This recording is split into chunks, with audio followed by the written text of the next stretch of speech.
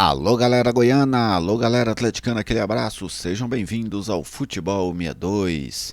Se você é torcedor da Ferroviária, também seja bem-vindo ao nosso canal. O Atlético perdeu para a Ferroviária 3-1 no estádio Antônio Ascioli e nesse vídeo eu vou trazer para vocês a minha análise tática, técnica e também, claro, os dados e os números desta partida.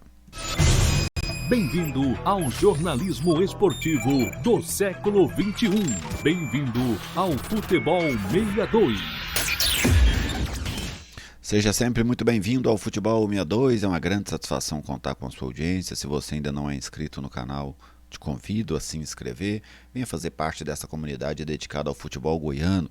Fique à vontade para fazer o seu comentário, pois a sua participação é mais do que bem-vinda aqui em nosso canal. E deixe aquele like para prestigiar o nosso trabalho. Este vídeo tem um oferecimento da Viegas Printer, locação de impressoras. Se você precisa de uma impressora para o seu negócio, para a sua residência, fale com a Viegas Printer, que ela tem o equipamento ideal para a sua necessidade. Atendimento em qualquer cidade do estado de Goiás. 991437700, Viegas Printer, locação de impressoras. Vamos lá, vamos começar trazendo os principais números deste jogo da 22ª rodada do Campeonato Brasileiro da Série B. Posse de bola, 56% para o Atlético, 44% para a Ferroviária. Foi uma tendência durante todo o jogo, já que o Atlético não teve o placar a seu favor em nenhum momento. Então o Atlético sempre era a equipe que ficava buscando o jogo, vamos dizer assim. Finalizações, 14 para cada lado. O Atlético finalizou 5 vezes na direção do gol, a Ferroviária finalizou 4. Olha o aproveitamento da Ferroviária, 4 finalizações no gol, e fez 3. Precisão nos passes, 80% do Atlético, 74% da Ferroviária. Cruzamentos, até um número baixo, 19 do Atlético, 10 da Ferroviária. Lançamentos, aí já um número alto, o Atlético fez 56 bolas longas, acertou 32, a Ferroviária fez 67, acertou 29. Desarmes, o Atlético foi muito desarmado no jogo, 11 para o Atlético, 16 para a Ferroviária. E os escanteios, 6 para o Atlético, 4 para o time paulista. Agora vamos conferir o time que o técnico Rafael Lacerda utilizou ao longo de todo o jogo. Aí está com Paulo Vitor no gol, Dudu na lateral direita, substituído pelo Luciano Cosentino, Alex, Adriano e Romão, Luizão, Cauã, depois Ezequiel Ram e Robert, que saiu para a entrada do Shailon. Lá na frente o Kelvin, que deu lugar ao Daniel, Lelê e o Martínez, substituído pelo Yuri. Tomaram cartões amarelos Dudu, Alex, Luizão e Shailon. O gol do Atlético foi marcado pelo Lelê.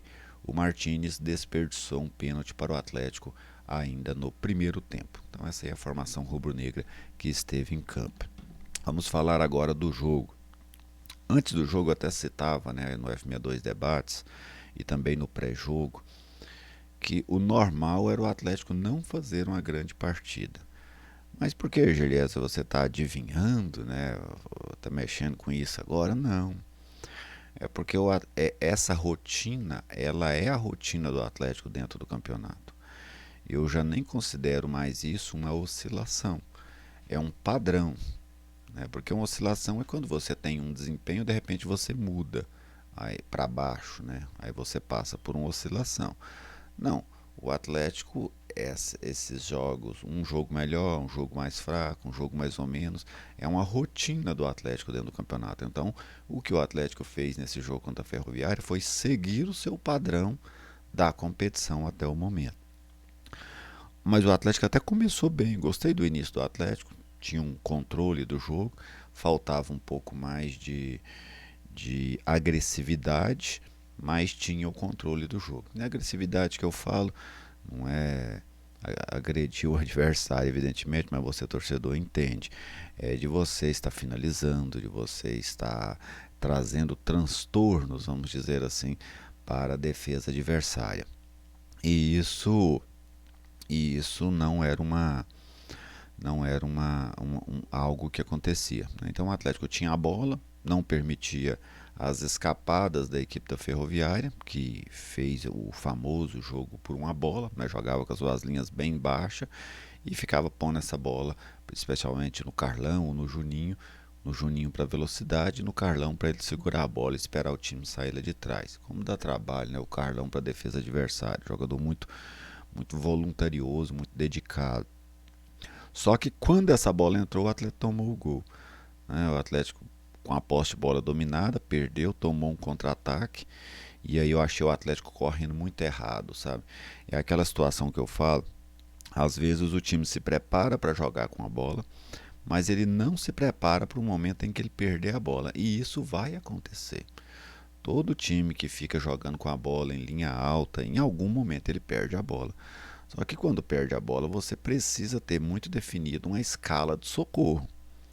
Que escala de socorro seria essa? Perdeu a bola, faz uma pressão muito grande, né, sobre quem está com a bola. Não deu para fazer a pressão, mata a jogada. Não deu para matar a jogada, aí você tem que ter a cobertura. Na cobertura, ou você interrompe a jogada ou você mata a jogada de novo. A questão é que o Atlético falhou em todas essas escalas, né? O que a gente via eram jogadores correndo de maneira desconexa, tanto que a Ferroviária ficava virando a bola de um lado para o outro naquele contra-ataque e o Atlético não achava nem para chegar e travar, nem para chegar e dividir essa bola, para tirar o conforto do atacante. Então a Ferroviária fez um contra-ataque e o Edson Lucas abriu o placar.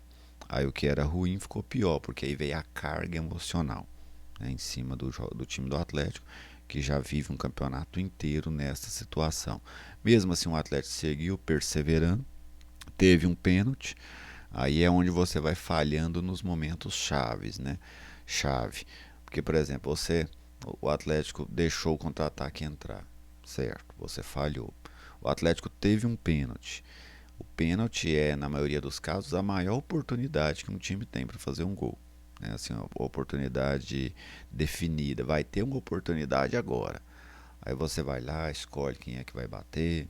Né? Você tem 11 em campo para escolher quem é que vai bater. E aí o atleta não sabia nem quem ia bater o pênalti. Né? Era nítido isso, ficou nítido na imagem. E é uma coisa que eu acho que um time profissional não pode passar por aquilo, né? Porque na pelada, normalmente já tem um cara que vai bater. Você imagina num time profissional que treina todos os dias. Aí ficou lá um jogador, ia e o outro pegava a bola e o outro em volta, até que um foi lá e entregou a bola pro Martins. Falou: toma, Martins, eu sei que vai bater o pênalti. E ele bateu muito mal, né? O Denis Júnior pegou, bateu ali assim, ó, goleiro, onde é que você quer que eu bata o pênalti? A meia altura, fraco no canto. É onde o goleiro vai escolher, se ele pudesse escolher. Aí o Martins seguiu à risca esse, essa situação e desperdiçou o empate. Porque você empata o jogo, você muda o jogo, né? Você traz um ânimo. Inclusive quando você está perdendo, que você empata, normalmente seu ânimo fica maior do que quando o jogo está empatado num 0-0. E o Atlético, pela segunda vez, pecou. Veio o segundo tempo, duas substituições, o Shailon no lugar do Robert. O Shailon hoje como que eu vou citar? Ele é uma expectativa, né? Ele entra sempre nos jogos, mas não houve um jogo nessa Série B que o Shailon entrou e mudou o jogo. E outra vez ele manteve. Tem coisas assim ó, que elas se tornam padrão e eu vejo os treinadores, os clubes insistindo, achando que ela vai deixar de ser padrão. E o Shailon, se não acontecer nada diferente, ele não vai mudar. E não aconteceu nada diferente com o Shailon até agora. Ele entrou, fez o mesmo que ele fez nos outros jogos. Eu acho que o Robert não fazia uma partida no mesmo nível de outras que ele fez, mas era um jogador que ainda movimentava mais, que conseguia pôr o Atlético para rodar, para girar um pouco, sabe? E Ezequiel Han também entrou no jogo. Até achei dos jogos que o Ezequiel Han entrou também, e esse foi o que eu achei ele mais apagado. Mas o Atlético empatou o jogo, né? Uma jogada muito bem feita pelo lado esquerdo, porque não é porque perdeu que foi tudo ruim, pelo contrário, aquela jogada foi muito bem trabalhada, uma triangulação muito bem feita, e no cruzamento o Lelê definiu com uma qualidade altíssima. Aquele lance é dificílimo, ele antecipou o zagueiro e bateu, vamos dizer assim, na linha contrária da que ele estava correndo. Ele desviou a bola na linha contrária da que ele estava correndo. e não deu chances para o Denis Júnior. Um belo gol do Atlético de empate. Agora o Atlético vai, né? Pensei, agora vai, empatou. Aí o Atlético 2 minutos de novo, falha outra vez defensivamente, perdeu a bola no primeiro pau, ninguém estava no segundo e o Ricardinho fez um gol, que é uma coisa rara, raramente o Ricardinho faz um gol e fez um de cobrança de escanteio, né, numa dupla falha da defesa do Atlético. Aliás, a defesa do Atlético voltou àqueles dias, né? A Ferroviária foi pouquíssimas vezes ao ataque, mas sempre que foi, marcou. Ela tomou 3 gols dentro do jogo, né? E o Atlético ainda insistiu novamente, chegou a pôr uma bola na trave, né? Foi o lance mais lúcido ali do Alex. Ele levou azar, né? Ele tirou do goleiro, a bola bateu na trave. Mas já era um time que não acreditava que empataria o jogo, né? Você já via no Atlético que ele jogava, buscava o empate por buscar. Não era falta de vontade, não era nada disso, mas a gente via que o Atlético não acreditava no empate, sabe? Aquele buscar burocrático. E acabou que o Atlético ainda tomou o terceiro gol já nos acréscimos do segundo tempo. Eu não dei conta de entender o que o Adriano quis fazer ali, né? Porque não é possível que lá ser um erro técnico. Qual que é o sentido de você ir com a cabeça na bola e levar a mão junto, né? Num lance daquele jeito, que nem era um lance de impulsão, né? Que você tem que levar o braço, não. E aí, pênalti. A arbitragem não viu, mas o VAR viu e o pênalti foi muito claro. E o Carlão definiu o placar 3-1 para a equipe da Ferroviária. A vitória da Ferroviária foi merecida porque ela foi eficiente. O futebol é um escravo da eficiência. Essa é uma lógica que prevalece no futebol. E o Atlético vai demonstrando que realmente ele é esse time de meio de tabela, né? Quando ele começa uma série ruim, você imagina, será que vai entrar na zona do rebaixamento? Não entra, porque ele é melhor do que outros que lá estão. Quando ele consegue 1 ou 2 resultados positivos, você imagina, será que ele vai aproximar do G4? Ele não aproxima. Por quê? Porque ele é pior do que os que lá estão. Então o Atlético é um patrimônio do meio da tabela deste Campeonato Brasileiro da Série B. Dificilmente ele vai sair dali, a não ser que aconteça algo muito excepcional para o lado positivo ou para o lado negativo. Mas a tendência é que o Atlético caminhe por ali mesmo, nono, décimo, 11º, 13º, às vezes sobe um pouquinho, às vezes desce um pouquinho, mas é a faixa que o Atlético deve ficar por ali realmente. A questão é o Atlético é não desmobilizar, sabe?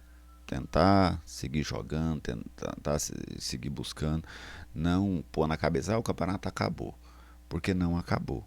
O Atlético ainda tem riscos nesse campeonato, como outros têm. Eu já vi times caindo assim, que faziam campanhas seguras e de repente pôs na cabeça que o campeonato tinha acabado e não chegou. Mas, fazendo rapidamente aqui uma análise dos jogadores do Atlético, o Paulo Vitor não comprometeu, fez até uma boa defesa no segundo tempo. O Dudu, uma boa posse de bola, mas não conseguiu nenhum lance mais eficiente ali pelo lado. A defesa do Atlético, uma tarde muito ruim dos dois zagueiros. Guilherme Romão, para mim, foi o melhor do sistema defensivo. Tentou, ainda deu uma assistência. Luizão, gostei do Luizão, não gostei do Cauã. Achei que o Robert foi razoável. Lá na frente o Kelvin, uma partida muito fraca. O Lele mostrou que é um jogador que incomoda muito o sistema defensivo. E o Martínez voltou ao normal, né, vamos dizer assim, em relação a desempenho. Jogadores que entraram, o Cosentino não acrescentou nada. O Ram entrou abaixo de outros jogos. O Shailon fez o Atlético cair de rendimento. O Daniel entrou mal, pegou na bola. E o Yuri entrou, pelo menos tentou, né? Pelo menos eu vi o garoto tentando, buscando alguma solução. Normalmente é cara mais velho que tem que fazer isso, mas ele buscava essas soluções, não conseguiu encontrar, mas pelo menos tentou. E o trabalho do técnico Rafael Lacerda, eu acho que faltou agressividade ao time dele em grande parte do jogo. E não gostei da saída do Robert, em que pese, como eu cito, para mim não fazia um grande jogo, fazia um jogo razoável, mas hoje o Robert razoável ele rende mais para o Atlético do que o Shailon, né? Pelo menos na minha visão. Isso que eu vi nessa derrota do Atlético para a Ferroviária por 3-1 no estádio Antônio Ascioli. E você, torcedor, fica à vontade aí para deixar o seu comentário, a sua visão, fazer a sua manifestação sobre este jogo da 22ª rodada da Série B. Um grande abraço a todos vocês, muito obrigado pela audiência, pelo carinho, pelas mensagens. Futebol 62 sempre crescendo graças a você, torcedor do futebol goiano. Fiquem todos muito bem e até lá.